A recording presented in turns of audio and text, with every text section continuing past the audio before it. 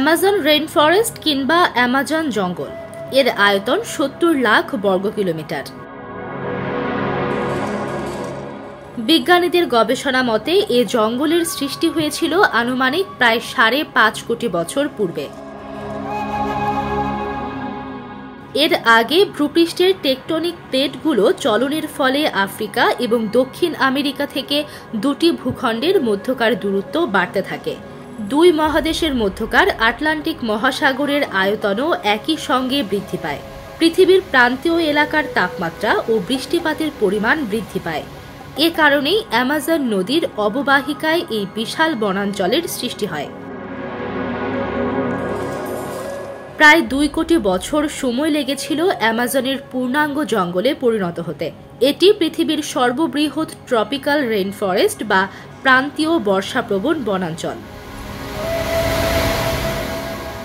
এটি শুধু পৃথিবীর বৃহত্তম বনাঞ্চলই নয়, জীববৈচিত্র্যের ঘনত্বের বিচারেও শীর্ষ অবস্থানে রয়েছে এই বনাঞ্চল।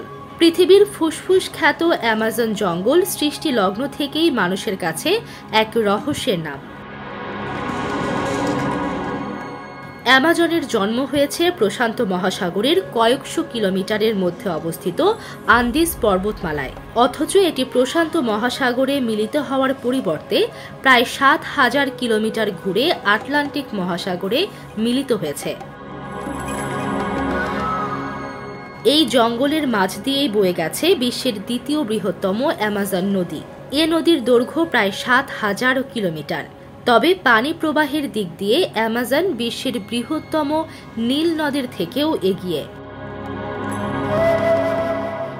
এই জঙ্গলে এখন পর্যন্ত ৪০,০০০ প্রজাতির প্রায় ৩,৯০০ কোটি উদ্ভিদের সন্ধান পেয়েছেন বিজ্ঞানীরা।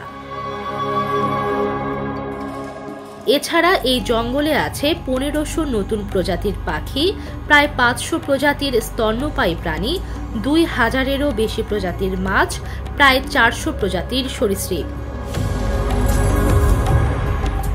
শুধু তাই নয়, ৫০০ প্রজাতির উভচর প্রাণী ও প্রায় ২৫ লাখ প্রজাতির পোকামাকড়ের অস্তিত্ব রয়েছে এই জঙ্গলে। জীববৈচিত্র্যের পাশাপাশি অ্যামাজনের প্রত্যন্ত অঞ্চলে প্রায় ৫ শতাধিক আদিবাসী গোত্রের অবস্থান। এর মধ্যে প্রায় ৫০টি গোত্র এখনও সভ্যতার ছোঁয়া পায়নি বলে মনে করেন সমাজবিজ্ঞানীরা। অ্যামাজন জঙ্গল এত বড় যে এর উপর মূলত ৯টি দেশের রাজনৈতিক আধিপত্য আছে। এর মধ্যে ব্রাজিলের নিয়ন্ত্রণে ৬০ ভাগ, পেরুর নিয়ন্ত্রণে ১৩ ভাগ, ৮ ভাগ বলিভিয়ার, কলম্বিয়া ও ভেনেজুয়েলার আছে ৭ এবং ৬ ভাগ। বর্তমানে অপরিকল্পিতভাবে বন উজাড় করার কারণে দিন দিন অ্যামাজন তার স্বকীয়তা হারাচ্ছে, আর এর প্রভাব পড়ছে বৈশ্বিক উষ্ণায়নে। তাই অ্যামাজন রক্ষায় এখনই বিশ্বমহলকে সোচ্চার হওয়ার আহ্বান জানিয়েছেন পরিবেশবিদরা।